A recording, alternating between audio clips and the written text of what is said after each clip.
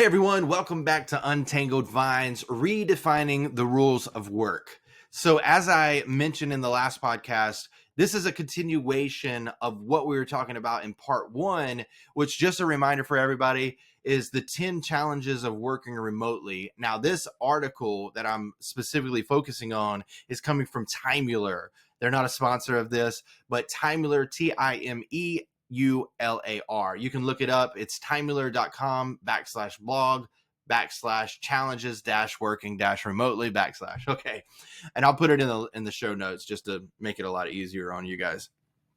Okay, so I'm just going to go ahead and dive into it because it is a continuation. It's a part two, so you know what I'm talking about. Number 6 is dealing with cultural differences. Now, what they say here is, besides time zone, working with people around the world can have many other challenges. You'll have various languages and cultural backgrounds coming together on projects. Workplace expectations can be widely different between companies, and some cultural differences can be very delicate, such as differences in religious beliefs. These must be respected, including religious holidays that may require time off or participation, such as Ramadan. To avoid potential issues, encourage open dialogue in your team about culture, religion, politics, etc. So, first, what I want to say about this topic is I think this is more of a benefit rather than a challenge. Now, we'll get into the challenge. So I guess it's a mixture of both. But what I mean by that is, over the years, I've been working with a lot of people from across the globe. And so I'm in the United States, in North Carolina, but I've worked with people, and I know this is in the United States: California, Colorado, New York, New Jersey, Florida, Texas, Chicago. Like, I've worked with pretty much all the places that a lot of people are in the United States. But I've also worked with people in Canada. I've worked with people in Europe, specifically London, some in Scotland. And then I've worked with people in India, Hyderabad, and other places I can't remember the names. And then also in Pakistan. What that has done for me as a person, as a leader, as a worker, has made me become more emotionally intelligent in thinking about how I speak to people, how I manage people, how I encourage people. Because like they're saying, workplace expectations can be widely different between countries. And what they're talking about here, in my experience, is if you think about Europe during the summer months, right? It's completely different than the United States. The United States will take a week off at the most, probably 2 weeks, where in Europe they might be working or not for a month, you know, and you have to put in place a culture or a structure and be intentional, like we talked about last time, on how you do this without it interrupting your business too much, right? And without putting the stress on the other people where they start to resent those people who are taking that time off, right? Same thing with Ramadan. I believe Ramadan is a month long. Don't quote me on that. But I've been working with people in Pakistan developing Grapevine, and they had Ramadan. What they did was a little bit different, because during the day they would kind of take that time to rest and fast and all that kind of stuff. But then later they would come to work after that time period that they couldn't eat, and then they would start working a little bit later. So just understanding that type of stuff is going to help you have a more diverse and inclusive and belonging culture, right? And the more that people feel like they belong in a culture, the better they are to be more productive, to be more engaged, to feel like they're heard, to feel like they belong. They're going to stay there longer. They're going to produce better. So understanding that's why I think it's a benefit, right? Now, the one that they're talking about being delicate is the religious beliefs, right? And I think this could go into a policy, but it's even more a cultural thing as well, where if you have core values, which you should, and if you have a mission and a vision, that should tie all of your employees and your behaviors to focus on what matters the most. But what is something that isn't necessarily done often, or at least in my experience, is talk about the religious beliefs, talk about the politics of that specific country, that specific person, have that person talk about it. Like, don't you take it on yourself, like give them the voice. And what I've, going back to the benefit, like I worked at a startup company here in Charlotte, North Carolina, and we really focused on the American holidays, like Martin Luther King Jr., President's Day, July 4th, Juneteenth, but we didn't just acknowledge them and take those days off. We talked about them. It was almost like a history lesson. But on the flip side, we didn't just stay with the Americas side. We went into India, which was a lot of our company employees were in India. So we talked about Diwali, Ramadan. We talked about, I'm missing out on some, Diwali, the Festival of Lights. There's one out there, the Kite Holiday. There were so many, and it was just cool to be able to understand that. So I think that this is a benefit if you're intentional. It always comes back to intentions, especially in a remote environment. But it's also a way to have your employees feel like they belong, right? And I've talked to my founding advisor, Alex, about this, and a few other people, where if they're a contractor, make sure that you treat them like an employee too, because that's one of my issues with the cultural differences, is because a lot of tech companies will hire people in India or Pakistan and they'll treat them second then. And I hate that. That is a pet peeve of mine. They're not second then. They're just as good, if not better, than American employees, than London employees. We're the same people. We're just in different places, right? So anyway, I won't go on that tangent. Okay, so 7 is technical problems. So this is what they say here. We're sure this has happened to you more than once. Even though technical problems can occur both at the office and at home, at least you know that your IT team will be able to help you if you're at the office. We'll talk about that. If you're not tech savvy, make sure that when you request your company's technical team to check your systems frequently to avoid inevitable technical challenges, and do not forget of adopting the top remote work and apps. So I'm not going to talk about the remote work and work apps and tools right now, but what I will talk about is this part that they're calling out. Even though technical problems can occur both at the office and at home, at least you know that your IT team will be available at the office. So I don't think that's actually true. I worked at a company here as a management consultant. It was TIAA Craft. I'll just go ahead and say it. It's no diss to them, but whenever you went to the IT station, which they had an entire separate building just for IT because it's a pretty large company, you wouldn't always get seen that day, or you would have to drop your laptop off and either get a reused one that doesn't have any of your setup until they fix it, or that would become your new one, and then you didn't have anything and you had to start over. So I don't believe that is actually true. If you're in the office, you know that the IT team is going to be able to help. I've worked 100% remote in the last company that I worked for, Kumu Enterprise Video Solution. And our IT team was 2 people really, and they were amazing at what they did. They were more spot on than me at TIAA Craft.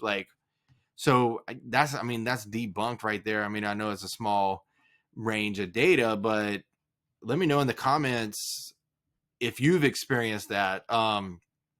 So I mean, for me, whenever I hear about technical problems, what I'm thinking about is Wi-Fi issues, right? Again, going back to India and Pakistan, depending on how many people are using the internet at that time, it could be a little bit rough. And then also, sometimes not just India or Pakistan, but if you're a younger employee and you don't have a dedicated workspace, you might go to a coffee shop or somewhere that doesn't necessarily have great Wi-Fi. So to me, that's what the real technical problems are. And then just going back to the IT thing, most people are set up on the cloud today. So IT can gain control remotely of your computer and start to dig into what's going on. So maybe this article was written a little bit older. I think it was 2019 though, or 20. Anyway, I'm going to go ahead and move to number 8, which is loneliness. So again, this is what they say. This is one of the biggest challenges of working remotely for employees and managers. Many people deal with loneliness in and out of the remote work context, especially after the pandemic. Regardless of what origins it is, loneliness can have a super strong influence on your health and life. Besides the personal impact it has on people, loneliness also significantly damages companies and businesses.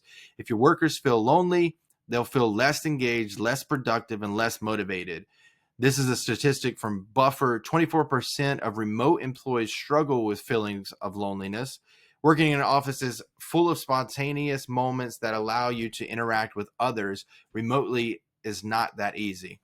So I'll start with the last thing that I said. Working in an office is fully spontaneous or full of spontaneous moments.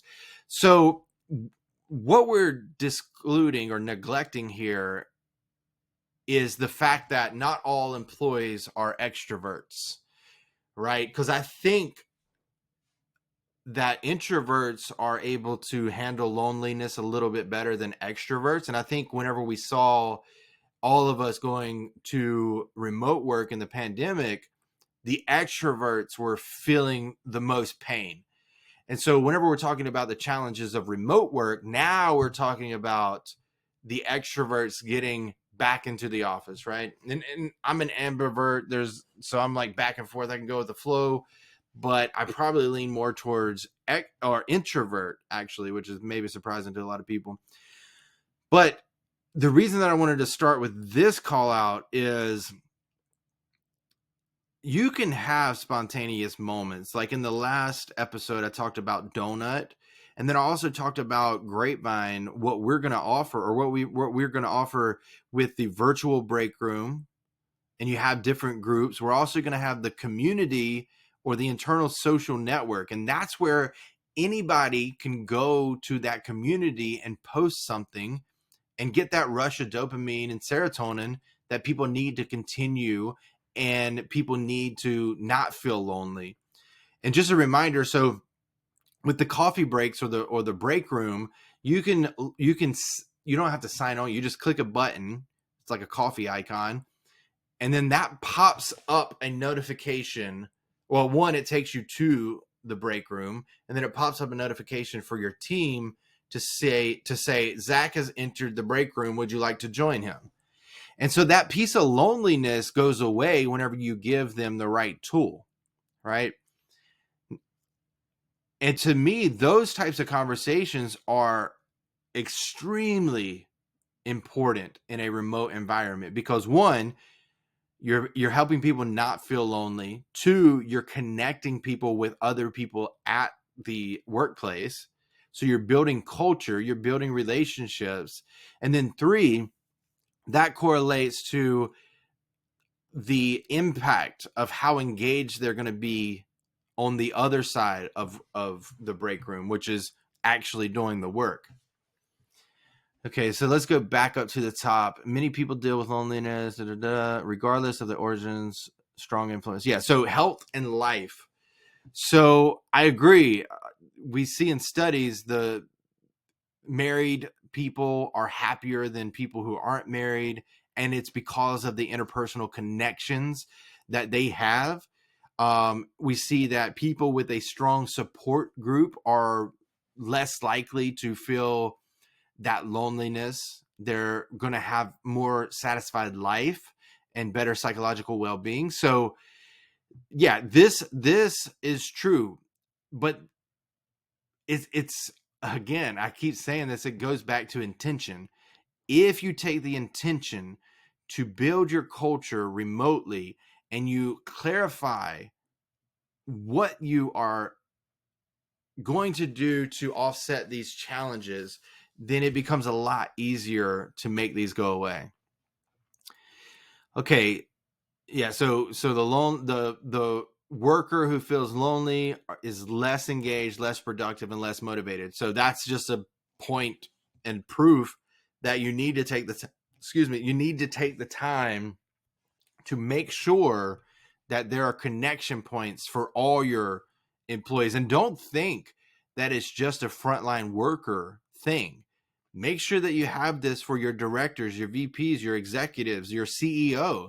Don't think that they're not lonely if they're working remotely just because they're at the top. They might be even more lonely, but they feel like they can't speak up and say that. So just a side note there. Okay. Number 9, let's go to career growth. So career growth, it's particularly challenging to have any career advancement when you work from home as you're less visible. False. I'll say that. I'll go into it a little bit later. The truth is that most managers lack experience managing people who work remotely. Now, that I think is more true. Also, many executives still don't love the idea of remote working, claiming that people work less at home than at the office. This is one of the reasons why managers don't like remote working. Let's get into this because there's a little bit more here. And actually, maybe I will bring those in. So this says like you have to be more proactive and take control of your career. Be your advocate. Share with your manager your career goals, look for new opportunities within the company, and then be proactive with communication. So that's all on you, right? That's all on you. But let's talk about this. Okay. So they're talking about it's more challenging for career advancement in a remote setting. The reason I said false on that is because I started working remotely about 5 years ago. When I started working remotely, I started getting promoted more and more often and got higher increases in pay, right? So it's not that remote work makes career advancement less. It's just, and I think this is a big thing that ties into everything that we're talking about. It's that companies, and like they said, managers don't necessarily know how to operate in a remote work setting. Like, let's put this in perspective, right? They're talking about, okay, you're not being seen. Managers don't know how to manage in a remote workplace. I would even say a lot of managers don't know how to manage in a physical workplace because that's something that we neglect. We promote the highest performer and expect that they're going to make the other people higher performers too. That's wrong. They're good at what they do. Unless they want to be a manager and they take the time to learn leadership, they're going to continue to do what they do, and they're going to coach people to do how they did it, which doesn't work for everyone. So the real issue here is that we have to learn the new way of working, whether it's hybrid or remote, right? So just to put it in perspective, whenever I came in at Kumu, which is 100% remote company, or it was at the time whenever I was there. I don't know their policy now. But when I was there, I started off as a strategy staff executive, which was an executive in training, right? So from there, we had some changes happen. I took over as head of sales operations. So head of sales operations turned into head of sales operations and sales engineering. So I got another promotion there by getting the team underneath me as sales engineers. So now I had sales operations and sales engineers while still managing the OKR program. In addition to that, a few months later, I got promoted to director of sales operations and sales engineering. That was all 100% remote.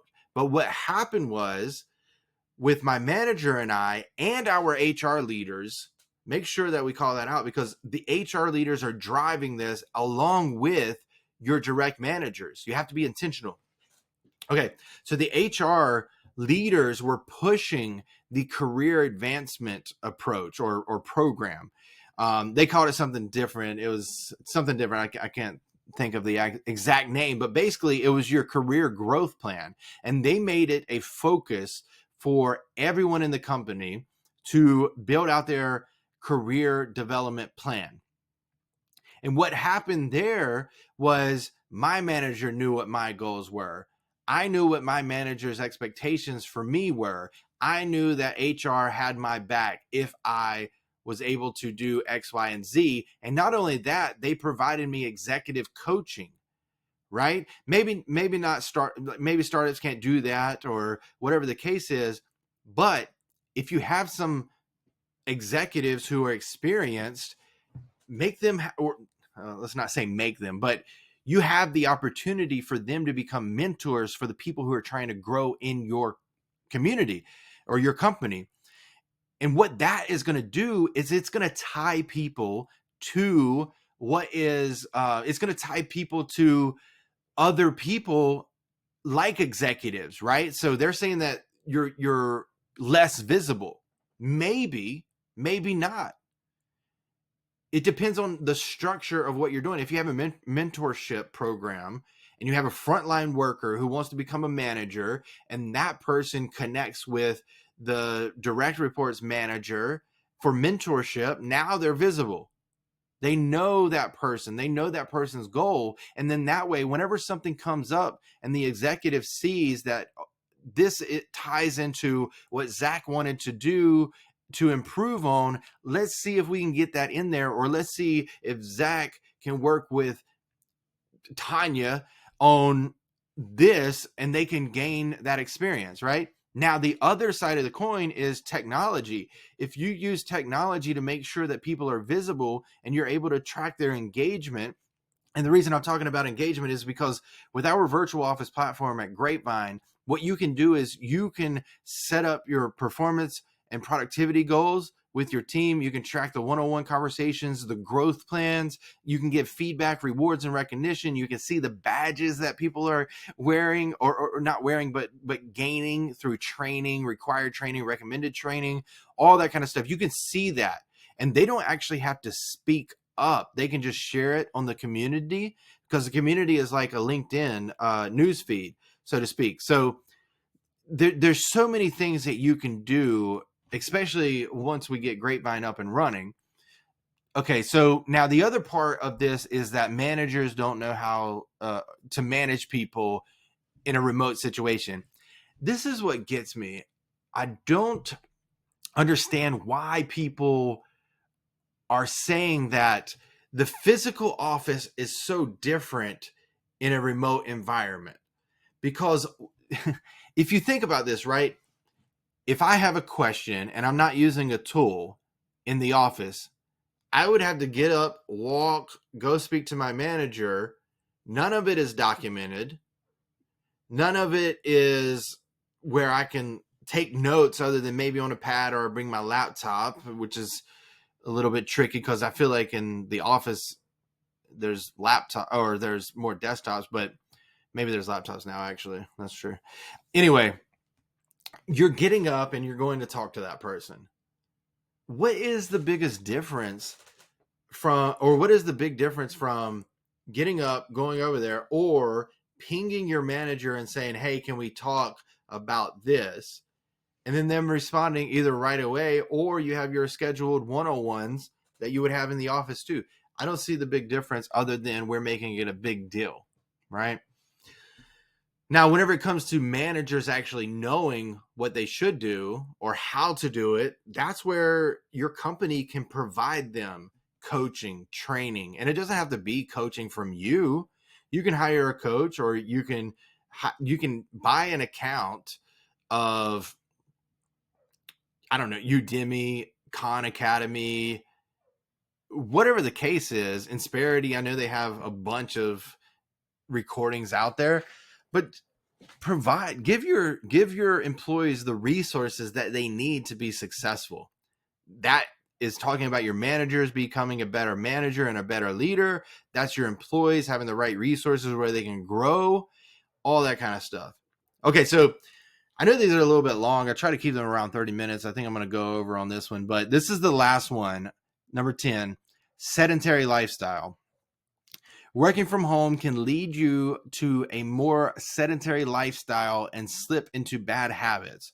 Although it's harder to stay active for motivation reasons, you can become healthier if you change your mindset. And then they give some tips here. So have restricted sleeping hours.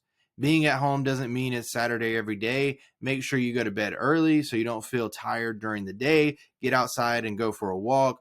It'll help you feel more relaxed and help with vitamin D. Exercise often, invest in a home gym, join a group fitness class, or check some YouTube videos, workout videos out.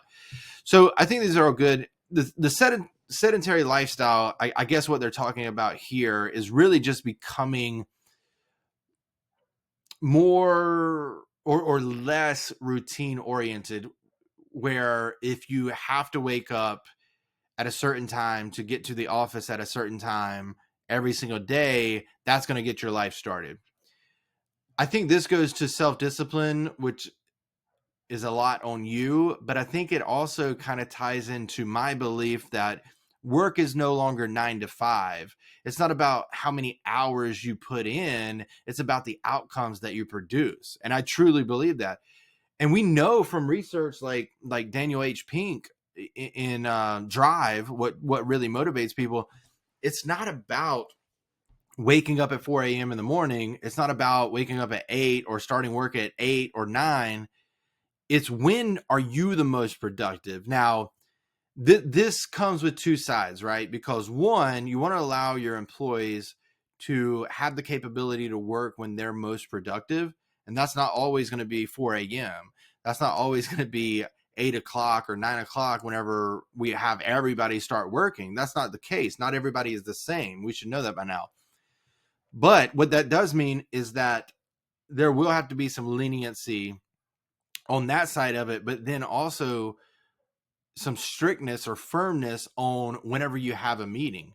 So even if you are a hard worker from 10 to 1 p.m., then but you have a meeting at 8, you still have to show up for that meeting at 8, right? It goes back to clarity, clear understanding of what is expected from the employees, right? It's the same thing as unlimited PTO. Like unlimited PTO, the technical sound of it means that I never have to work again and I can still get paid because I have unlimited PTO. But we all know, and it's written in the policy, most policies, that unlimited PTO doesn't mean that you never have to work. It means that you can take time off as long as it doesn't interfere with the progression of the company or the projects that you're working on, right? It's that understanding, like give people the benefit of the doubt until they prove you otherwise. That's another thing that gets under my skin a little bit is I talked to a guy who was 25, so he's younger than me, but he said, I don't believe this whole remote work stick. Like people don't work when they're in remote work. And he was referring to a study from JP Morgan Chase. And I told him, like, you have to put this in perspective, right? The person or the company that is doing that research has already stated that they want their employees back in the office. So let's think about that. If you are trying to get your people back in the office and you conduct a study and you can manipulate that data for it to say what you want it to say, then you're going to do that if you're unethical. I'm not calling them unethical, by the way. Their study might have been accurate, but it's not accurate to enough to generalize it, right? We haven't tested the reliability or the validity, and we don't know the variables that are at play. But on the other end of that, whenever people are saying that remote work doesn't work or people who work remotely don't work, we have to think about, okay, is it that well, one, is that true? The answer that I see in the research is no, which I know that's contradictory because I said like JP Morgan Chase has a motive to say that remote work isn't working because they want their people back in the office, right? Where I'm saying I believe in hybrid and remote work, but that's because I see it where people are more productive, they're happier, they have more flexible lifestyle, they have a better work-life balance. Like these are the things that I see.